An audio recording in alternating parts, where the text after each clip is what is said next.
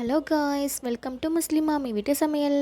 நம்ம சப்ஸ்கிரைபர்ஸ் பல பேர் முஸ்லீம்ஸ் வீட்டிலலாம் எப்படி பிரியாணி செய்கிறீங்க, இவ்வளோ டேஸ்ட்டாக வருது அப்படின்னு சொல்லிட்டு கேட்டுகிட்டே இருந்தீங்க.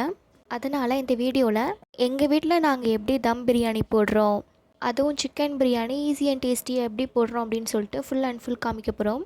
வீடியோவில் எதையுமே ஸ்கிப் பண்ணாமல் பாருங்கள். அதுக்கு முன்னாடி நம்ம சேனலை சப்ஸ்கிரைப் பண்ணதுங்க மறக்காமல் சப்ஸ்கிரைப் பண்ணிக்கோங்க. வாங்க கைஸ், வீடியோக்குள்ளே போகலாம். நான் 1/2 கிலோ சிக்கன் பிரியாணி தான் போட போகிறேன். அதுக்காக 1/2 கிலோ வெங்காயம், ஒரு ரம்பா இலை, 2 பச்சை மிளகாய், 1/2 கிலோ தக்காளி இதெல்லாம் கட் பண்ணி ஒரு பிளேட்டில் எடுத்து வச்சுக்கிறேன். பிளேட்டில் ஒரு கைக்கொத்து கொத்தமல்லி, ஒரு கைக்கொத்து புதினா இதெல்லாம் வாஷ் பண்ணி தனியாக ஒரு பிளேட்டில் எடுத்து வச்சுக்கிறேன். வாசத்துக்காக 2 பட்டை, 2 அன்னாச்சி பூ, 4 கிராம்பு, 4 ஏலக்காய், 1/2 கிலோ சிக்கனை மஞ்சத்தூள் போட்டு நல்லா வாஷ் பண்ணி எடுத்து வச்சுக்கிறேன். தேவையான பொருட்கள்லாம் ரெடி பண்ணியாச்சு. வாங்க பிரியாணி எப்படி செய்யலான்னு சொல்லிட்டு பார்க்கலாம். அடுப்பை பற்றி கடை நல்லா சூடாகி வரும்போது நான் பிரியாணி செய்ய 100 ml எண்ணெயை ஊற்றிக்கிறேன். எண்ணெய் நல்லா சூடாகி வரும்போது நான் 50 ml நெய் ஊற்றிக்கிறேன். இங்கே பசு நெய் யூஸ் பண்ணிங்கன்னா ரொம்ப டேஸ்ட்டாக இருக்கும்.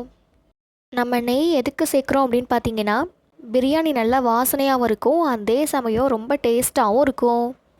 இப்போது நெய்யும் எண்ணெயும் நல்லா சூடாகி வரும்போது நம்ம தனியாக எடுத்து வச்சுருந்த பட்டை, கிராம்பு, அன்னாச்சிப்பூ, ஏலக்காய் இது எல்லாத்தையும் ஒன்றா போட்டு எண்ணெயோட நெய்யோடு நல்லா வதக்கிடலாம்.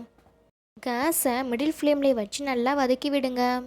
பட்டை லைட்டாக கலர் மாறுற வரைக்கும் நல்லா வதக்கி விட்டுக்கோங்க. இப்போ இதோட நம்ம நறுக்கி எடுத்து வச்சுருந்த 1/2 கிலோ வெங்காயத்தை எண்ணெயில் போட்டுடலாம். இதோட ரம்பா இலையும் சேர்த்துடலாம். இப்போது வெங்காயத்தை எண்ணெயோட நல்லா வதக்கி விடுங்க. வெங்காயம் எண்ணெயோட வதக்கிட்டு இருக்கும்போதே நான் 3லேருந்து 4 டீஸ்பூன் அளவுக்கு இஞ்சி பூண்டு பேஸ்ட்டு சேர்த்துக்கிறேன். இப்போது இஞ்சி பூண்டு பேஸ்ட்டு வெங்காயத்தை நல்லா வதக்கி விடுங்க. அடுப்பை மிடில் ஃப்ளேம்லேயே வச்சு நல்லா வதக்கி விட்டுக்கோங்க. நம்ம இஞ்சி பூண்டு போட்டதால் அடிப்பிடிக்கும், அதனால் அடிப்பிடிக்காமல் இருக்கிறதுக்காக 1 டீஸ்பூன் அளவுக்கு நான் உப்பு சேர்த்துக்கிறேன். உப்பு சேர்த்து எல்லாத்தையும் நல்லா மிக்ஸ் பண்ணி விட்டுக்கோங்க. வெங்காயம் இஞ்சி பூண்டோட நல்லா வதங்கணும், அதனால் நல்லா வதக்கி விட்டுக்கோங்க. இப்போ பார்த்தீங்கன்னா வெங்காயம் நல்லா வதங்கிருச்சு. இந்த டைமில் நம்ம கட் பண்ணி எடுத்து வச்சிருந்த தக்காளி இதோட சேர்த்துடலாம். இதோட நறுக்கி எடுத்து வச்சிருந்த பச்சை மிளகாவையும் சேர்த்துடலாம். இப்போது தக்காளியை வெங்காயத்தோடு சேர்த்து நல்லா வதக்கி விட்டுக்கோங்க. தக்காளி நல்லா மசிகிற அளவுக்கு நல்லா வதக்கி விட்டுக்கோங்க.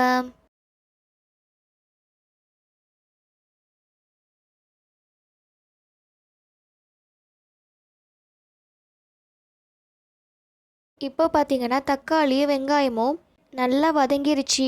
இந்த டைமில் நம்ம தனியாக எடுத்து வச்சுருந்த ஒரு கைக்கொத்து கொத்தமல்லியும் ஒரு கைக்கொத்து புதினாவையும் இதோட சேர்த்து நல்லா வதக்கி விட்டுக்கலாம்.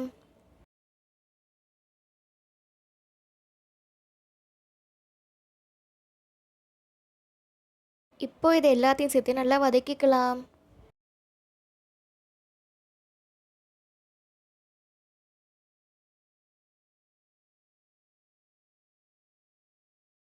கேஸை ஃபாஸ்ட்லேயே வச்சு நல்லா வதக்கி விடுங்க. ஒரு 2 மினிட்ஸில் பார்த்தீங்கன்னா எல்லாமே நல்லா வதங்கிரும். இப்போது கொத்தமல்லி புதினா எல்லாமே வெங்காயத்தோடு நல்லா வதங்கிருச்சு. இந்த டைமில் நம்ம கழுவி எடுத்து வச்சுருந்த சிக்கனை சேர்த்துடலாம்.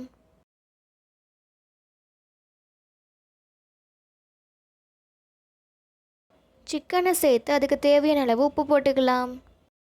1/2 டீஸ்பூன் அளவுக்கு உப்பு சேர்த்துக்கிறேன். இதோட காரத்துக்காக 1 டீஸ்பூன் வத்தத்தூள், 1 டீஸ்பூன் மசாலாத்தூள், கலருக்காக 1 டீஸ்பூன் காஷ்மீரி மிளகாத்தூள் சேர்த்துக்கிறேன். இதெல்லாம் சேர்த்து எல்லாத்தையும் நல்லா மிக்ஸ் பண்ணி விட்டுக்கோங்க.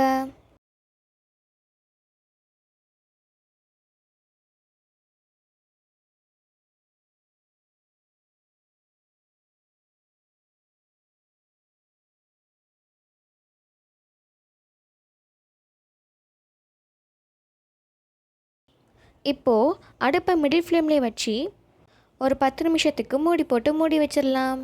ஒரு 10 நிமிஷத்தில் பார்த்தீங்கன்னா கறி ஒரு 3/4 வேக்காடில் வெந்துடும். இப்போ நம்ம இதோட 100 மில்லி தயிர் சேர்த்துக்கலாம். தயிர் சேர்த்து எல்லாத்தையும் நல்லா மிக்ஸ் பண்ணி விட்டுக்கோங்க.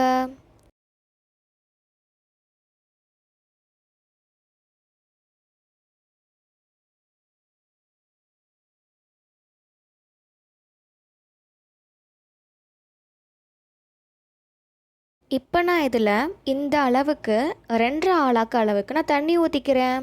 நான் 1/2 கிலோ பிரியாணிக்கு 2 ஆளாக்கு அளவுக்கு தண்ணி ஊற்றிருக்கேன். தண்ணி ஊற்றி எல்லாத்தையும் நல்லா மிக்ஸ் பண்ணி விட்டுக்கோங்க.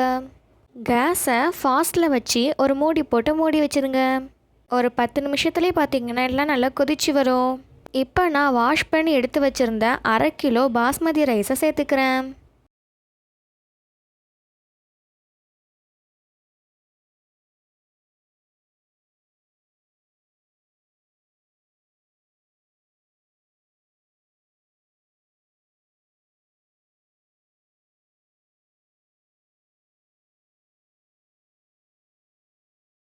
இப்போ நான் அரிசி எல்லாத்தையும் சேர்த்துட்டேன். இது எல்லாத்தையும் நல்லா மிக்ஸ் பண்ணி விட்டுக்கோங்க. இப்போ நான் பிரியாணிக்காக 2 டீஸ்பூன் அளவுக்கு உப்பு சேர்த்துக்கிறேன். உப்பு சேர்த்து எல்லாத்தையும் நல்லா மிக்ஸ் பண்ணி விட்டுக்கோங்க. இப்போ நம்ம அடுப்பை ஃபாஸ்ட்டில் வச்சு ஒரு மூடி போட்டு மூடி வச்சுருங்க. ஒரு 15 நிமிஷத்தில் பார்த்தீங்கன்னா தண்ணி எல்லாம் நல்லா வற்றிரும். இப்போ நீங்கள் இதை லைட்டாக இந்த மாதிரி கிளறி விட்டுக்கோங்க. கரண்டி வச்சு கிளறாதீங்க, அரிசி உடைஞ்சிரும். அதனால இந்த மாதிரி ஒரு கம்பு வச்சு லைட்டாக கிளறி விட்டு ஈவனாக இந்த மாதிரி பரப்பி விட்டுக்கோங்க. அரிசியெல்லாம் நல்லா வெந்துட்டான்னு பாருங்கள்.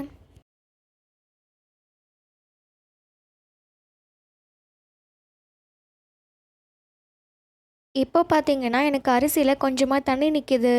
இந்த டைமில் நான் இப்போ தம் போட போகிறேன். கீழே தோசைக்கல், மேலே பிரியாணி பாத்திரம், அதுக்கு மேலே நான் ஒரு வெயிட்டான ஒரு பாத்திரத்தை தண்ணி எடுத்து வச்சுருக்கேன். கேஸை மிடில் ஃப்ளேம்லேயே வச்சு 20 நிமிஷத்துக்கு தம்மில் வச்சுருங்க.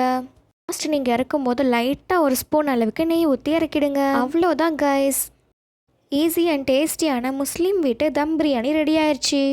நாங்கள் சாப்பிட்டு பார்த்தோம் கைஸ், டேஸ்ட்டு பிரமாதமாக இருந்துச்சு. நீங்களும் இந்த மாதிரி பிரியாணி போட்டு உங்கள் வீட்டில் அசத்துங்க. இந்த வீடியோ பிடிச்சிருந்தா மறக்காமல் லைக் பண்ணுங்கள், சப்ஸ்கிரைப் பண்ணுங்கள், கூட இருக்கிற பெல் பட்டனை மறக்காமல் கிளிக் பண்ணிக்கோங்க. தேங்க்ஸ் ஃபார் வாட்சிங்.